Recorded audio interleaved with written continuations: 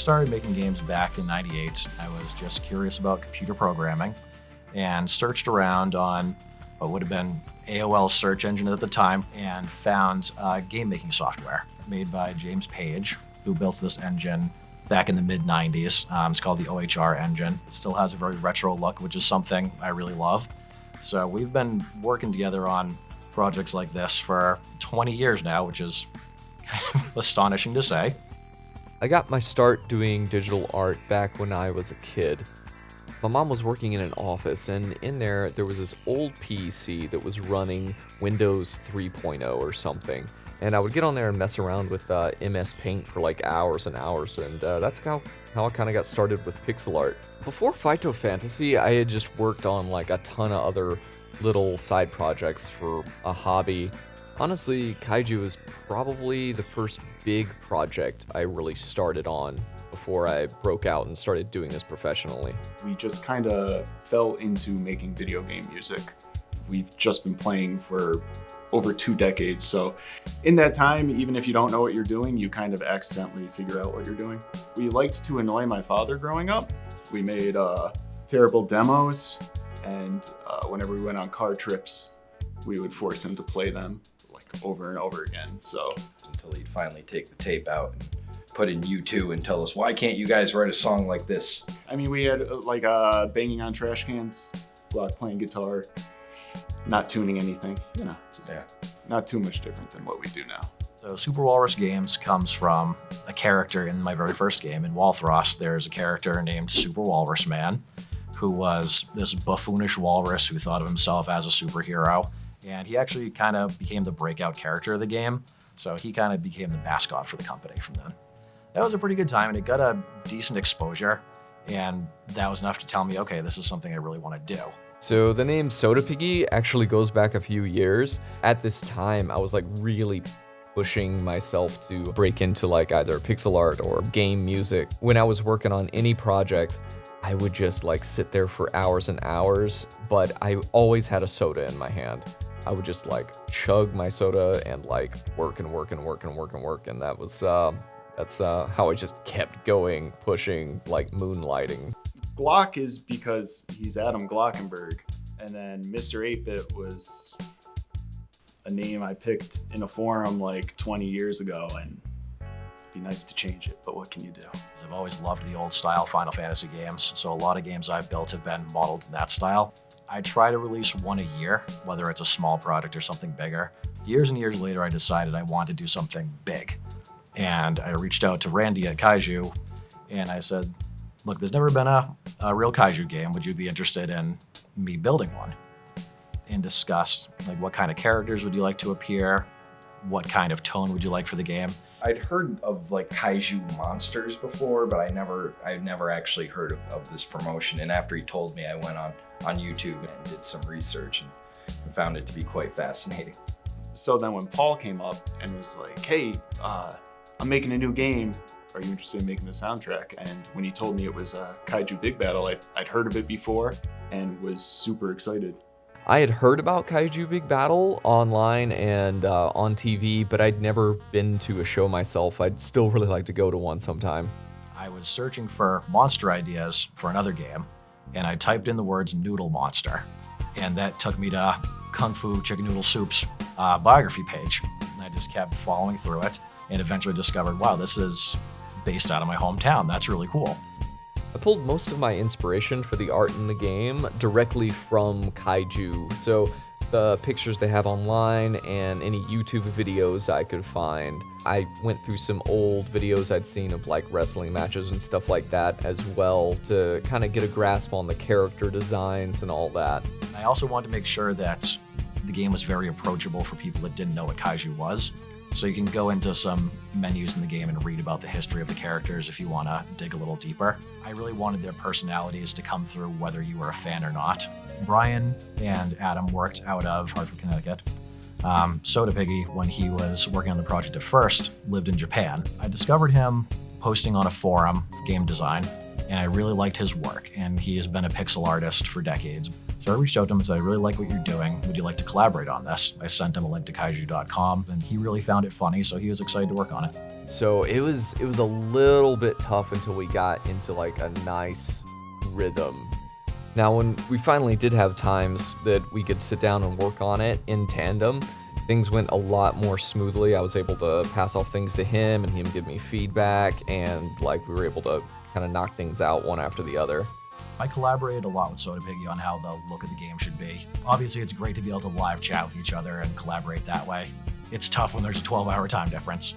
We had a few different ideas early on over whether the characters should be proportioned more realistically to really look human-shaped, or whether they should be more cartoony and deformed like they are now. And we tried a couple different looks, we tried a couple different color palettes, and we settled on this bright, colorful look with the larger characters. I think it really fits the game's personality. There were like hundreds and hundreds of sprites we had to create for this thing, and well over 100 backdrops. It got huge really fast. My favorite part of production was definitely working on the sprites for the official kaiju characters. It was really a ton of fun to take these larger-than-life wrestling characters and turn them into RPG fighter sprites, and sizing them down and making them all kind of cute and chibi at the same time, while still retaining a lot of the character that they have. It was a fun challenge. I loved that. When I first started working on the project, I was actually using this free software called GIMP. It's a really good one to start on if you don't have the money for Photoshop or something like that. As the project progressed, I ended up migrating everything over to Photoshop just because it's a lot easier to keep up with all of the assets and to organize things for myself, especially when I started getting into the animations and I wanted to make sure that things lined up exactly where I needed them to for that. At least 80% of the project was entirely in Photoshop. The graphics on the game are excellent. I mean, they're retro, they're crisp, and I think our soundtrack really fits. For the soundtrack, I didn't really want it to sound like a traditional video game music. The music is kind of a hip-hop funk sound with some 70s pop to it, and there's some obvious Godzilla music soundtrack influence at a few parts. I know Paul Harrington just through the internet. Paul made a lot of games in the past.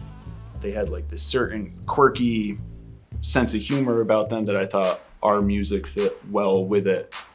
Generally, it's just a combination, a mishmash of anything from your most basic MIDI sample to a completely warped sample made. And Glock's he's a bit of like an audiophile, so he just has so many retro instruments. Late 70s and, to the mid 80s was, I think, a lot of really horrible and awesome sounds simultaneously came out during that era. That kind of sound, those kinds of things just work really well for making like retro video games. Style just kind of meshes really well. So we come up with a feel, and then Paul would send us like a build or a screenshot of what the area is actually going to look like. So once we have a visual, we have kind of an idea of the sound, and just try to like find things. So like if we're like, all right, let's just jam on Egypt for a while, send it to Paul, it'll be like, great, fits perfectly. Either that, or we'll be like, oh, you know what, this might work better in this section. We'll go back and forth that way. Usually when he sends us a screenshot or a frame or an action capture, you can kind of go from there and in your head and picture yourself sitting at the TV as a 12-year-old, playing Super Nintendo, and wonder what would that sound like. Sometimes it can be difficult. It's like, what exactly does Boston sound like? You know what I mean? What type of music? Should it be jazzy? Should it be funky? I moved while we were making the soundtrack. During the move, I lost this machine. It was like our most important machine that we could possibly have. About 12 years of work and different samples and all of our past video game soundtracks. We lost everything. Which is kind of a good thing, because then you don't return to things and dwell on them and repeat them. You just forget about them and move on to new things. So it ended up taking a lot longer, and he ended up purchasing another MPC 4000. But I think the soundtrack's better for it.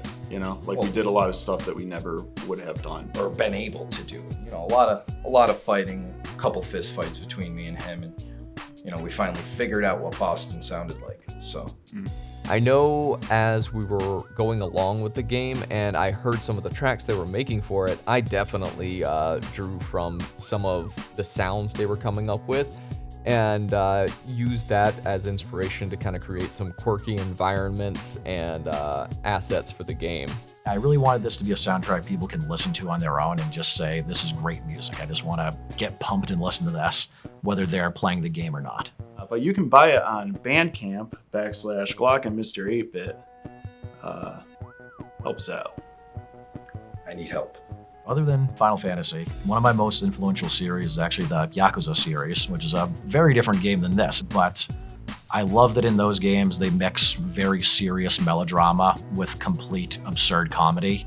And I love that everything feels significant. Every character you talk to might lead to a goofy quest, or they might just have something weird and funny to say. And I really wanted to capture that. I don't want any part of this game to feel useless. So every character you can talk to in these cities you visit has a personality to them. There's no one who's repeated. And I thought that was really important to building an organic feeling world. The artwork, the style and animation and everything was really influenced by a lot of JRPGs that I grew up playing, like Chrono Trigger, Final Fantasy VI, anything from the 16-bit like Super Nintendo or Sega system era is a really big influence on my style regardless of what projects I'm working on, and you can probably see a lot of that influence throughout all of my work. One that really comes to mind would be Super Mario World. I mean, Mega Man 2. Oh, Mega Man 2, Castlevania 2. All of those are, brilliant compositions.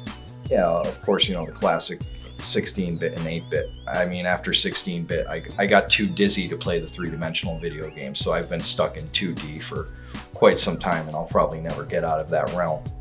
So the story starts with a title fight for the Kaiju Championship belt between American Beetle and Dr. Cube. And things are going smoothly, and then Cube pulls out a steel chair and whacks Beetle over the head in a cheap shot. Beetle calls a friend, he calls in Silver Potato. They beat up on Dr. Cube for a while, and he's not losing. So he calls in Super Dimensional Slug 1, who then rips apart space and time, screws up everything, and ruins everyone's fun. And that leaves our heroes stranded in the past, trying to find their way home, and trying to fix everything that Dr. Cube has screwed up in history. When I first started working on the game, I had basically a framework for every area the characters would visit, the basic flow of how they'd encounter these villains. I don't like really sticking strictly to an outline. So things changed pretty significantly as development continued. And things kind of went off the rails, and I decided to go a little zanier. So originally there was going to be an extensive area where our characters visited Tokyo. And instead, they get stuck in this weird abyss between life and death, where many more characters and kaiju staffers show up in little cameos. So there's around 20 characters who appear between the heroes and the villains. As far as playable characters go, there's 7 main characters in the story and 1 secret one. When it came to visualizing environments and original enemies within the Kaiju universe, we had to create a lot of those from scratch that didn't already exist. Because of that, there was a lot of back and forth until we settled on designs that we both thought fit well within the Kaiju universe. Like something we could see Randy actually using in one of the legit Kaiju shows. A lot of the characters show up either as a small cameo or as boss fights. There's a few references to really deep Kaiju history, like characters who I feel like have really been forgotten by modern fans, like Polo Kato or Goldenrod. But I wanted those to really be in there for the really deep cuts. And there's a few Easter eggs referencing other games I've worked on. So I hope people who have stuck with me since the beginning will find some of those funny. I think there are a few real-life cameos in the game, a few Easter eggs. I don't want to spoil anything. I'll let y'all play it for yourselves and see what y'all can find rooting around in there. And I decided that instead of having like magical healing potions, your guys would just eat food. So you buy different kinds of soups to get your health up. You can buy some soda to get all energized and get some magic power back. You can go buy a pizza and split it between the whole team. So I just found that kind of cute and funny that instead of it being like fantasy terms, it's just some overpriced food. And there's 3 difficulty levels. So if someone's not really excited about strategic RPG battles, they can play a mode that's more focused on story. So someone playing that mode will have an easier time and maybe about 8 to 9 hours for them. I'd say an average player would probably be about 15 hours. And from there, it's been nearly 3 years of development. So it ended up taking a lot longer than I'd originally planned. Originally, this was going to be a very small 1-year project, which then became 2 years, which then became 3. But I'm very happy with how it turned out. This was the first time I'd really managed a team on a large project. Trying to actually organize everything taught me a lot about management. Definitely came out different than how I think we had originally anticipated. Like, we knew it was always going to be a time-traveling role-playing game, but the way the story progressed and came to a climax definitely took like some different turns as we went along with production. The biggest challenge was just time management. And then as we went along, you know, I shifted my career path, and now I do pixel art for games professionally, and time management is such a huge part of it. So I think total, it was like well over 50 pieces of music, because there's like certain sections of the game where time-space gets distorted, so a track that we used in Russia will then be distorted and cut up and run backwards. I'd say the most memorable moments outside of actually working on the game would be the events. PAX East was definitely significant for me. I had never actually been to PAX before, and I found myself on stage there. So that was a cool experience, being able to show the game on a huge screen there to an audience of people who then asked some questions. One of the parts of the game that was inspired by PAX East actually was while we were showing the video footage, Dr. Cube cut in with his own horrendously awful made game. Nothing worked. There were just these 3D models floating across the screen. So in this game, there's a game within the game made by Dr. Cube. And it barely functions, but it holds together enough that it never actually breaks. And it was actually difficult to make something as bad as I wanted it to be, to make it look like it was just made by the most incompetent designer possible. I did do the cabinet art for this fake like arcade cabinet. It was created as like a promo type thing for the game. While I wasn't at TwitchCon myself, I watched it streamed. And at that show, Kaiju had an arcade machine that was based on the game that one of the fighters burst out of. I'll probably take a little bit of a vacation after this, because this has been, I work a full-time job on top of working on this game in my free time. So I will be happy to take a rest. We're definitely taking a hiatus from video game soundtracks for a little bit. We're actually working on a surf project. Yeah, it's surf with a synthesizer. I'm sure once Paul makes another game, like we'll probably be there to make the soundtrack for him again. I'm working on a lot of projects right now. One of them is with a studio called Red Triangle Games, and we're working on the Axe Cop role-playing game. I also do pixel art for mobile games. You can find a lot of my work in apps by Iron Horse Games. They do a lot of incremental or idle games. A couple of different YouTube streamers actually picked up the demo and gave me some really good feedback, and it's great to have, outside of my own playtesters, having the public just take a look at it and see what they find. The demo got really great reviews, and so far I think I've read 2 or 3 reviews of the game in full. All the reviews are saying that it's great. I've been posting updates about the game every week for the last 2 years, and I'm happy to see that the fans seem to be reacting really well to it. I hope you guys really enjoyed the game. I had a ton of fun working on the art. I know Paul loved doing the programming and the story, and Glock and Mr. 8-Bit really knocked it out of the park with the music and the sounds. It feels crazy. I still remember when we first started it. It's been a long road, but it's really nice to see it out there, and hope people enjoy it. I hope they find it funny, as I feel like a lot of video games aren't funny enough, or funny just in a way that I personally don't find funny. So I'll see if the fans have the same sense of humor I do. Play the game. It's awesome. If you like 16-bit retro Final Fantasy type games with humor and an awesome soundtrack, what are you doing? Just buy the game. As far as an independent game goes, this is definitely one of the most impressive ones I've seen. And like I said, it's 2D, so I can play it without vomiting. And I like that a lot. There's not a lot Adam can do without vomiting, so. pretty much.